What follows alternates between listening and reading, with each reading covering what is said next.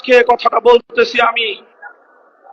আমার প্রথম কথা, আল্লামা আহমদ শফীকে শেখ হাসিনার নির্দেশে তার গোয়েন্দা সংস্থার লোকেরা সুকৌশলে হত্যা করেছে।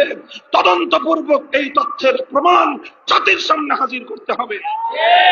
2 নম্বর, দ্বিতীয়, আল্লামা আহমদ শফীর ইন্তেকালের পর শেখ হাসিনা এবং তার গোপন পরামর্শদাতারা -3 ফর্মুলার উপর চলেছিল। কয় মাইনাস? -3 করতে চেয়েছিল। প্রথম মাইনাসের তালিকায় ছিলেন নূর হোসেন কাসেমী রাহিমাহুল্লাহ, দ্বিতীয় মাইনাসের তালিকায় ছিলেন আল্লামা জুনায়েদ বাবুনগরী রাহিমাহুল্লাহ, আর তৃতীয় মাইনাসের তালিকায় ছিলাম আমি অধম মামুনুল হক।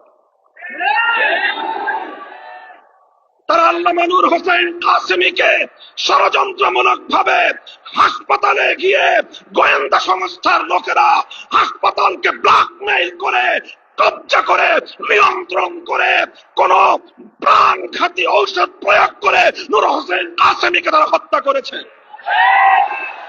সেই হত্যাকাণ্ডের সঠিক তদন্ত এবং বিচার করতে হবে। এরপরে তারা আল্লামা জুনায়েদ বাবুনগরীর বিরুদ্ধেও একই কৌশল গ্রহণ করেছে এবং আল্লামা জুনায়েদ বাবুনগরীকেও তারা হত্যা করেছে।